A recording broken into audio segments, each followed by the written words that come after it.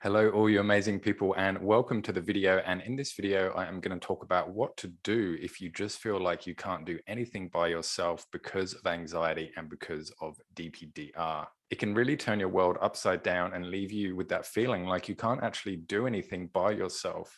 So let's have a look at some of the things you can do to counter this. Feeling a certain way doesn't make it true.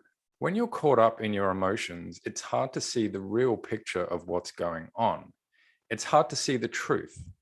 This can happen with both positive and negative feelings. For example, a negative feeling could be that someone has just broken up with you and you instantly think your world has collapsed and you have nothing.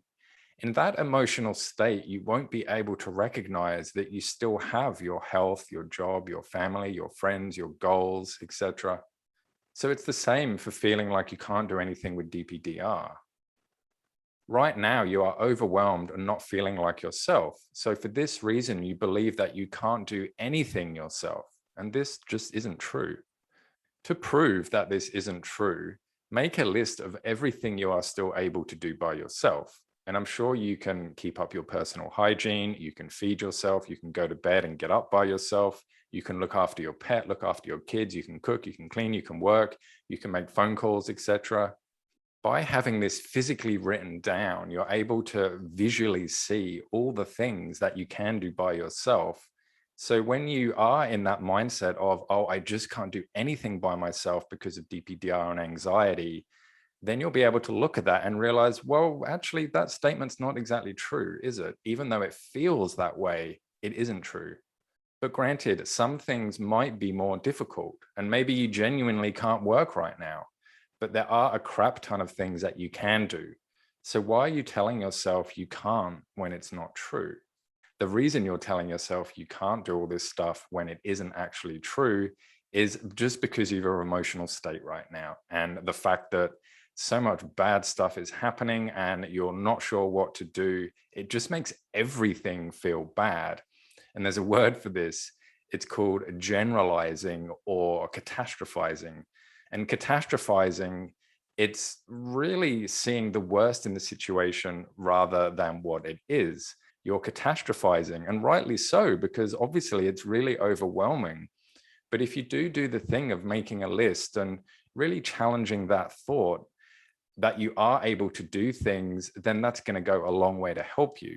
And the reason it's going to go a long way to help you is because if the vast majority of the time you're saying to yourself, I can't do anything by myself because of anxiety and DPDR, then you start to believe that everything you are doing in your life is going to get filtered through that belief system. So even if it's something that you can do by yourself, you might go looking for bits of that thing that you can't do by yourself, or you might not even bother trying because you'll just dismiss it straight away. You'll overgeneralize of, well, what's the point of even doing that? Because I can't do anything because I've told myself that I can't do anything. So a real trick here that's really going to help you is if you get out of that way of thinking and just reframe it a little bit, challenge it.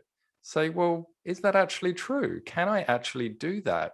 And once you start challenging these thoughts and this sort of perception that you've got right now, it's really going to put the brakes on and stop you steamrolling out of control. Once you do put on the brakes, it is going to help you realize and actually see some of the things that you do actually have literal control over. And this is going to work wonders because it's going to just stop the overwhelm of it all. Once you can sort of get that overwhelm and reel it back in, so things are a little bit more in your control, then you're going to feel a lot better, and you're going to start to be able to realize that, well, perhaps there is a way out of this, and what do I have to do? And, let's start taking some action with regards to my recovery.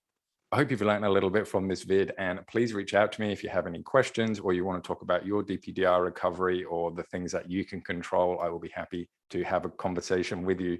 And until next time, I'll see you all in the next video. Bye.